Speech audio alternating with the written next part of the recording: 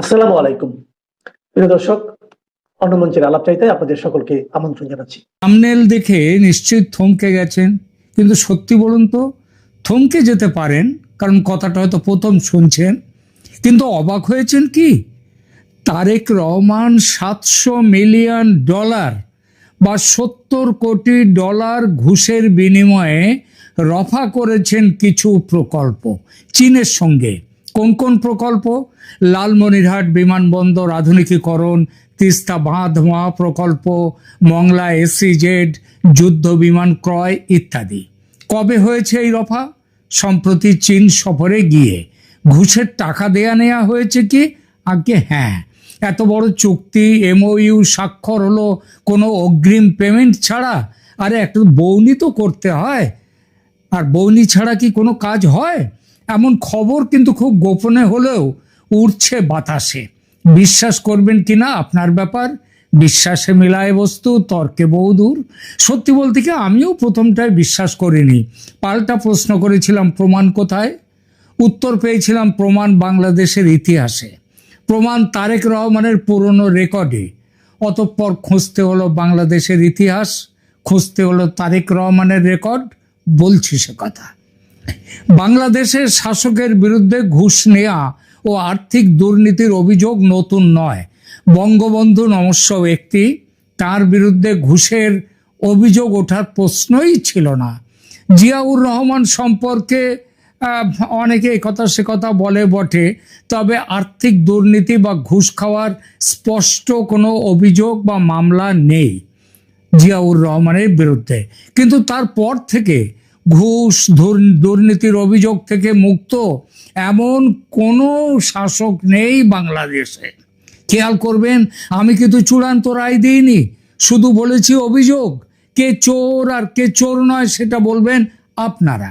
আমি শুধু বলছি, বাংলাদেশের স্বাধীনতার পর থেকে হুসেইন মোহাম্মদ এরশাদ, খালেদা জিয়া এবং শেখ হাসিনার মতো শীর্ষ রাষ্ট্র সরকার প্রধানরা ঘুষ ও আর্থিক দুর্নীতির অভিযোগে অভিযুক্ত হয়েছেন, আইনি প্রক্রিয়ার মুখোমুখি হয়েছেন। 1990 সালে ক্ষমতাচ্যুত হওয়ার পর সাবেক রাষ্ট্রপতি হুসেইন মোহাম্মদ এরশাদের বিরুদ্ধে জাপানি রাডার কেনা সহ বেশ কয়েকটি ক্ষমতার অপব্যবহার ও দুর্নীতির মামলা হয়। আদালত তাকে কয়েকটি মামলায় দোষী সাব্যস্ত করে কারাদণ্ড দেয় এবং তিনি দীর্ঘদিন কারাবাস করেন। তিনি প্রথম শীর্ষ শাসক যিনি দুর্নীতির দায়ে আইনগতভাবে সাজাপ্রাপ্ত হন। এরপর তিনবারের সাবেক প্রধানমন্ত্রী ও বিএনপি চেয়ারপারসন খালেদা জিয়ার কথা ধরুন। তার বিরুদ্ধে জিয়া অরফানেজ ট্রাস্ট ও জিয়া চ্যারিটেবল ট্রাস্টের অর্থ আত্মসাতের অভিযোগে মামলা হয়েছিল। বিচারিক আদালতে সাজা হলেও পরবর্তী সময়ে ওই 24 আগস্ট অভ্যুত্থানের পর, কারণ ওই অভ্যুত্থানের তার দলও তো একটা শরিক ছিল, তো সেই অভ্যুত্থানের পর নতুন সরকার গঠিত হওয়ার পর অন্তর্বর্তী সরকার মোহাম্মদ ইউনূসের ব্যবস্থাপনায় দেশের উচ্চ আদালত ও সুপ্রিম কোর্ট তাকে এসব দুর্নীতি মামলা থেকে সম্পূর্ণ খালাস করে দেয়। আসা যাক তারপরে শেখ হাসিনা ও তার পরিবারের আর্থিক দুর্নীতি প্রসঙ্গে। এটা অনেকেই মানবেন না, যারা আওয়ামী লীগ তারা বলবেন না, না শেখ হাসিনার নামে কোনো কিছু নেই। কিছু নেই সেটা নয়, কিছু তো ছিল। আমি আবার বলছি, অভিযোগ তো ছিল, সত্যি মিথ্যে আমি বলছি না। রূপপুর পারমাণবিক বিদ্যুৎ কেন্দ্র প্রকল্প থেকে প্রায় $5 বিলিয়ন মানে প্রায় 59,000 কোটি টাকা আত্মসাৎ ও ঘুষ নেওয়ার অভিযোগ উঠেছে সাবেক প্রধানমন্ত্রী শেখ হাসিনা, তার ছেলে সজীব ওয়াজেদ জয় এবং তার তার কি বলবো, বোনের ছেলে, এই বোনের মেয়ে ব্রিটিশ এমপি টিউলিপ সিদ্দিক সহ পরিবারের অন্যান্য সদস্যদের বিরুদ্ধে। অভিযোগ রয়েছে যে প্রকল্পের ঠিকাদারি প্রতিষ্ঠান রাশিয়ার রোসাটম তাদের কাছ থেকে অতিরিক্ত ব্যয় দেখিয়ে অন্যান্য অপকৌশলে এই অর্থ মালয়েশিয়ার বিভিন্ন ব্যাংক ও অফশোর অ্যাকাউন্টে পাচার করা হয়েছে। বাংলাদেশের দুর্নীতি দমন কমিশন এ বিষয়ে অনুসন্ধান শুরু করলেও শেখ হাসিনার পরিবার ও সংশ্লিষ্ট পক্ষগুলো এই অভিযোগ সম্পূর্ণ অস্বীকার করেছে। এর মধ্যে ওই মালয়েশিয়ার নাম করলাম না, মালয়েশিয়ার বিভিন্ন ব্যাংক আর অফশোর অ্যাকাউন্টে পাচার করা হয়েছিল টাকা। এবারও দেখুন আমাদের তারেক রহমান সাহেব তিনি চীন যাওয়ার আগে তিনি মালয়েশিয়া ঘুরে গেলেন ওদের ব্যবস্থাপনা তৈরি করার জন্য, তাই নাই কি?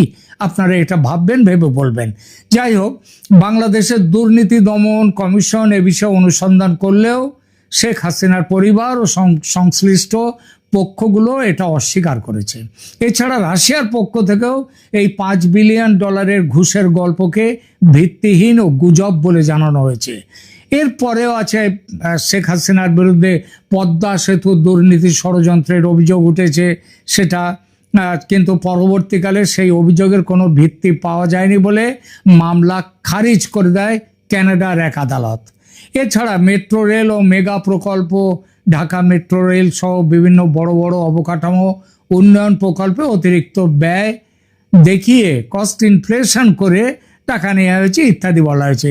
এছাড়া শেখ হাসিনার বিরুদ্ধে ব্যাংক কেলেঙ্কারি, শেয়ার বাজার কেলেঙ্কারি ইত্যাদি নানান প্রকল্পে আর্থিক দুর্নীতির অভিযোগ তার বিরুদ্ধে উঠেছে। সম্প্রতি বিভিন্ন মামলায় এই সরকার, অবশ্যই এই সরকারের আমলে এগুলোকে তো বিচার বলে না, এগুলোকে বলে কুবিচার, এগুলো আইনের গর্ভস্রাব হয়েছে এখানে, তবে তার শাস্তি ঘোষণা হয়েছে। তবে বাংলাদেশে কি দেখা গেছে, শাসকের হুকুমে চলে বিচার ব্যবস্থা, শাসক যেটা বলবে সেইটা হবে। অতএব আওয়ামী লীগ ক্ষমতায় এলে শেখ হাসিনার শাস্তিও বেগম জিয়ার মতো মকুব হয়ে যেতে পারে এবং যাবে। শেখ হাসিনার পতনের পর অন্তর্বর্তী সরকারের প্রধান উপদেষ্টা হন নোবেলজয়ী মোহাম্মদ ইউনূস। এই পদটি বকলমে প্রধানমন্ত্রীর। দুর্নীতির অভিযোগ তার বিরুদ্ধেও কম নয়। প্রধান উপদেষ্টা হওয়ার আগে তার বিরুদ্ধে অভিযোগ ছিল গ্রামীণ টেলিকমের শ্রমিক ও কর্মচারীদের চাকরি স্থায়ী না করা, শ্রমিকদের জন্য কল্যাণ তহবিল গঠন না করা, নিয়ম অনুযায়ী যেটা করা উচিত ছিল, কোম্পানির নিট মুনাফার 5% শ্রমিকদের মাঝে বন্টন করার কথা, সেটাও করেননি। বরং তিনি আমেরিকায় গিয়ে সেখানকার ডেমোক্র্যাটদেরকে প্রচুর টাকা দিয়েছেন এবং নিজের সম্পত্তি বাড়িয়েছেন। এই সব মামলাই ছিল মোহাম্মদ ইউনূসের আর্থিক দুর্নীতি। জানুয়ারি 2024 ঢাকার একটি শ্রম আদালত ডক্টর মোহাম্মদ ইউনূস এবং গ্রামীণ টেলিকমের আরও 3 শীর্ষ কর্মকর্তাকে শ্রম আইন লঙ্ঘনের মামলায় 6 মাসের কারাদণ্ড দেয়। যখন জেলে যাওয়া তার ভবিতব্য, তখন মেটিকুলাস ডিজাইনে ষড়যন্ত্রের অভ্যুত্থান হলো এবং জেলে না গিয়ে ইউনূস হলেন বকলমের প্রধানমন্ত্রী এবং প্রধানমন্ত্রী হওয়ার সঙ্গে সঙ্গে 660 কোটি টাকা আয়কর তিনি মকুব করিয়ে নিলেন। এটাকেও বাংলা কথায় বলে ভয়ঙ্কর আর্থিক দুর্নীতি। ইউনূস ছিলেন রাষ্ট্রপতির প্রধান উপদেষ্টা। আসলে অন্তর্বর্তী সরকারের প্রধান হচ্ছেন স্বয়ং রাষ্ট্রপতি মোহাম্মদ শাহাবুদ্দিন চুপ্পু। তিনি 3 দিন আগে পদত্যাগ করেছেন আর তার সঙ্গে সঙ্গে দুর্নীতির মামলা রুজু হয়ে গেছে তার বিরুদ্ধে। কমপ্লেন কে করেছেন? বাংলাদেশ আজাদ পার্টির president lieutenant colonel retired Hasinur Rahman এবং রাষ্ট্র সংলাপ ফোরামের central committee member secretary AI নূর মোহাম্মদ আয়াস। শোনা যাচ্ছে তারেক সরকারের সাথে কোনো মামলা মোকদ্দমা হবে না তার বিরুদ্ধে, এমন এক সমঝোতা করে তিনি পদত্যাগটা করেছেন। এবার আসুন একেবারে বর্তমান প্রধানমন্ত্রী জনাব তারেক জিয়া 2001 থেকে 2006 সাল পর্যন্ত বিএনপি জামাত জোট সরকারের আমলে ঢাকার বনানীতে তারেক রহমানের যে রাজনৈতিক কার্যালয় ছিল হাওয়া ভবন, সেটা ছিল ক্ষমতার সমান্তরাল কেন্দ্র এবং ব্যাপক দুর্নীতির আঁতুড়ঘর হিসেবে শুধু দেশে নয় দেশ বিদেশ সর্বত্র পরিচিত হয়েছিল। তারেক রহমানের কি নাম হয়ে গিয়েছিল তখন? 10%। মানে যে চুক্তি হোক না কেন, যে অর্ডার হোক না কেন, তার 10% তাকে দিতে হবে।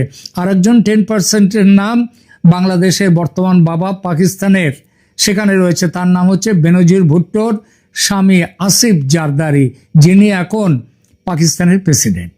তারও নাম ছিল 10%। সেই তারেক জিয়া আজ দেশের প্রধানমন্ত্রী। কবি নজরুলের সেই কবিতাটা মনে আছে? বিড়াল বলে মাছ খাবো না, আঁশ ছবো না, কাশি যাব, বিড়াল মাছ খাবে না। তো তারেক সাহেব যদি বলেন ঘুষ নেব না, ক্যাশ ছবো না, কেউ বিশ্বাস করবে নাকি? বিশ্বাস করা যায়? বন্ধুরা, দক্ষিণ এশিয়ার রাজনীতিতে একটি বিষয় বারে বারে ফিরে আসে। যখনই কয়েক বিলিয়ন ডলারের বড় প্রকল্প, প্রতিরক্ষা ক্রয় বা বিদেশি বিনিয়োগের ঘোষণা হয়, তখনই একটি প্রশ্ন ঘুরতে শুরু করে, এই প্রকল্পগুলোর আড়ালে কত টাকা কিকব্যাক বা কমিশনের খেলা চলেছে। তারেক রহমানের সাম্প্রতিক চীন সফরের পর সামাজিক যোগাযোগ মাধ্যম ও রাজনৈতিক মহলে নানা ধরনের অভিযোগ এবং জল্পনা ছড়িয়েছে, এমনকি বিভিন্ন অঙ্কও প্রচার করা হচ্ছে। তবে এই $700 মিলিয়ন অঙ্কটা, এটা বিষয়টা সেইখান থেকে এসছে। কিন্তু প্রশ্ন হলো, এসবের কতটা তথ্য আর কতটা রাজনৈতিক প্রচার? হতেই পারে, দুটোই হতে পারে। কোনো এটাও সত্যি হতে পারে, ওটাও সত্যি হতে পারে। আজকের আলোচনায় আমরা কোনো ব্যক্তির বিরুদ্ধে অপ্রমাণিত অভিযোগকে সত্য বলে ধরবো না, বরং দেখব কেন এমন অভিযোগ ওঠে, কিভাবে সেগুলো যাচাই করা হয় এবং আন্তর্জাতিক কূটনীতিতে এগুলোর গুরুত্ব কতটা। প্রথমে দেখি কি ঘটেছে। চীনে বাংলাদেশের প্রধানমন্ত্রী গেলেন সাম্প্রতিক সফরে এবং অনেকগুলো সমঝোতা স্মারক, যেটাকে মেমোরান্ডাম অফ আন্ডারস্ট্যান্ডিং বলা হয়, সেই স্বাক্ষর করলেন। বিনিয়োগ, অবকাঠামো সহযোগিতার ঘোষণাও হলো। তিস্তা নদী ব্যবস্থাপনা, বন্দর, মোংলা বন্দর, শিল্পাঞ্চল সংযোগ ব্যবস্থা এবং অন্যান্য উন্নয়ন প্রকল্প নিয়ে দুই দেশের মধ্যে সহযোগিতা আরও বাড়ানোর কথা বলা হয়েছে। এগুলোর অনেকগুলো এখনো অর্থাৎ ভবিষ্যৎ সহযোগিতার কাঠামো, প্রকল্পের অর্থায়ন, দরপত্র, চূড়ান্ত চুক্তি এবং বাস্তবায়ন, এসব ধাপ এখনো বাকি। এবার দেখে অভিযোগটা কেন ওঠে। দেখুন, বিশ্বব্যাপী বড় অবকাঠামো প্রকল্পে দুর্নীতির অভিযোগ নতুন নয়। লাতিন আমেরিকায় ওডেব্রেক্ট কেলেঙ্কারি আমরা জানি, আফ্রিকার বিভিন্ন অবকাঠামো প্রকল্প, মালয়েশিয়ার 1MDB, এসব ঘটনায় দেখা গেছে। কিছু ক্ষেত্রে বড় প্রকল্পের সঙ্গে অবৈধ কমিশন বা রাজনৈতিক প্রভাবের অভিযোগও সত্য বলে প্রমাণিত হয়েছে। এই ইতিহাসের কারণে যখনই বহু বিলিয়ন ডলারের প্রকল্প ঘোষণা হয়, তখন সাংবাদিক, বিরোধী দল, সুশীল সমাজ এবং আন্তর্জাতিক সংস্থাগুলো স্বাভাবিকভাবেই প্রশ্ন তোলে। আর দেশটার নাম যেহেতু বাংলাদেশ, তাই সন্দেহ স্বাভাবিক। আবার যেহেতু তারেকের সঙ্গে এই লেনদেনের আরেক প্রান্তে আছে চীন, তাই সন্দেহটা আরও জোরদার। কারণ চীনের বিরুদ্ধে পৃথিবীর বিভিন্ন দেশে শাসকদের ঘুষ দিয়ে প্রভাব বাড়াবার, প্রকল্প হাতাবার অভিযোগ আগে বহুবার উঠেছে। চীনা রাষ্ট্রায়ত্ত কোম্পানি বা চীনা প্রতিষ্ঠানের বিরুদ্ধে বিভিন্ন দেশে ঘুষ, দুর্নীতি, অস্বচ্ছ দরপত্র বা প্রভাব খাটানোর অভিযোগ বহুবার উঠেছে। কিছু ক্ষেত্রে তদন্ত হয়েছে, কিছু ক্ষেত্রে শাস্তিও হয়েছে, আবার অনেক অভিযোগ প্রমাণ না করে বন্ধ করে দেয়া হয়েছে। এই বিষয়ে কয়েকটি উল্লেখযোগ্য উদাহরণ আপনাদের সামনে রাখি। জর্জিয়ায় China railway construction corporation CRCC 2019 সালে চীনের রাষ্ট্রায়ত্ত নির্মাণ সংস্থা CRCC এবং তাদের সহযোগী প্রতিষ্ঠানগুলিকে বিশ্ব ব্যাংকের অর্থায়িত একটি প্রকল্পের দরপত্র প্রক্রিয়ায় প্রতারণামূলক তথ্য দেওয়ার কারণে নিষিদ্ধ করা হয়েছিল সাময়িকভাবে। এটা ঘুষ খাওয়ার রায় নয়, তবে আর্থিক দুর্নীতি। আন্তর্জাতিক প্রকল্পে অনিয়মের একটা গুরুত্বপূর্ণ নজির বেল্ট অ্যান্ড রোড। এই প্রকল্প বিশ্বব্যাংক তাদের বিশ্লেষণে বলেছে যে বড় অবকাঠামো প্রকল্পে দুর্নীতির ঝুঁকি স্বাভাবিকভাবে বেশি এবং BRI প্রকল্পগুলোতে, যেটা চীনের, তাদের স্বচ্ছতা ও ক্রয় প্রক্রিয়া উন্নত হওয়া প্রয়োজন। তবে বিশ্বব্যাংক বলেছিল BRI-এ অনেক প্রকল্প প্রশ্নের অবকাশ রাখে। হুয়াওয়ে এবং ইউরোপীয় পার্লামেন্ট, তাদের কথাটা শুনুন। বেলজিয়ামে ইউরোপীয় পার্লামেন্টের কিছু সদস্যকে ঘুষ দেওয়ার অভিযোগে হুয়াওয়েকে, মানে চীনের কোম্পানি, ঘিরে তদন্ত হয়েছে। সেই তদন্ত এখনো চলছে, অনেক প্রমাণ পাওয়া গেছে, এখনো চূড়ান্ত বিচার হয়নি। এছাড়া বহু গবেষক ও নীতি নির্ধারণী প্রতিষ্ঠান BRI প্রকল্পগুলোতে অস্বচ্ছ ঋণ, দরপত্রের সীমিত প্রতিযোগিতা এবং রাজনৈতিক প্রভাব নিয়ে উদ্বেগ প্রকাশ করেছে। তবে এই সমালোচনা থেকে প্রতিটি প্রকল্পে ঘুষ হয়েছে এমন কিছু নয়, কিন্তু চীনাদের মধ্যে ঘুষের সম্ভাবনাটা খুব বেশি। অর্থাৎ চীনা বিনিয়োগকে ঘুরে ঘিরে বিশ্বের বিভিন্ন দেশে বারবার দুর্নীতির অভিযোগ উঠেছে। বাংলাদেশ কিভাবে তাহলে স্বচ্ছতা নিশ্চিত করতে পারে? এরকম স্বচ্ছতা নাই হতে পারে। এবং মনে রাখতে হবে, এই কয়েকদিন আগে পর্যন্ত যখন তারেক রহমান আমেরিকায় লন্ডনে থাকতেন, তখন এখানে এই জামাত, এনসিপি এরা স্লোগান দিয়েছে, চারদিকে ছড়া শুনিয়েছে যে কি করে ওখানে খরচ চলছে, তার এখান থেকে টাকা তুলছে, ইংল্যান্ডে পাঠাচ্ছে তারেক রহমানকে, বিএনপি এটা বলেছিল। আমার কথা নয়, আপনাদের হয়তো মনে আছে। এবার আসি এই প্রসঙ্গ ছেড়ে সার্জিও গোরের সফর নিয়ে কি বলা যায়। সার্জিও গোর কাল পরশুর মধ্যেই আসছেন বাংলাদেশে। মার্কিন দূত সার্জিও গোর বাংলাদেশে আসছেন এই সব অভিযোগগুলো খতিয়ে দেখতে, চীনের সাথে কি ধরনের সম্পর্ক করেছে, কি ধরনের চুক্তি করেছে, এই চুক্তির আগা পাঁচতলা সব দেখবার জন্য আসছে। কিন্তু এবং এই দাবি কিন্তু অনেক জায়গা থেকে উঠছে। যারা জানা গেছে তা হলো, সার্জিও গোর তো পরিষ্কারভাবে বলেননি যে তিনি কি করতে আসছেন। 3 দিন থাকবেন, 3 দিন থাকবেন এবং 3 দিন তিনি কি করবেন তার আলোচ্য সূচিতে রয়েছে আঞ্চলিক নিরাপত্তা, অর্থনৈতিক সহযোগিতা, রোহিঙ্গা সংকট এবং বৃহত্তর কৌশলগত সম্পর্ক। এগুলো প্রকাশ্য, কিন্তু অপ্রকাশ্য অনেক কিছু আছে, সেটা আমাদের মাথায় রাখতে হবে। বড় প্রকল্পে দুর্নীতি হয় না এ কথা ইতিহাস কখনো বলে না। সঠিক অবস্থান হলো দুর্নীতি হওয়ার প্রচুর সম্ভাবনা এবং হতেও পারে। বন্ধুরা, গণতন্ত্রের প্রশ্ন তোলা জরুরি। তারেক রহমানের ব্যাপার নিয়ে আজকে প্রশ্ন কিন্তু উঠে গেছে। $700 মিলিয়ন, অঙ্কটা খুব কম নয়।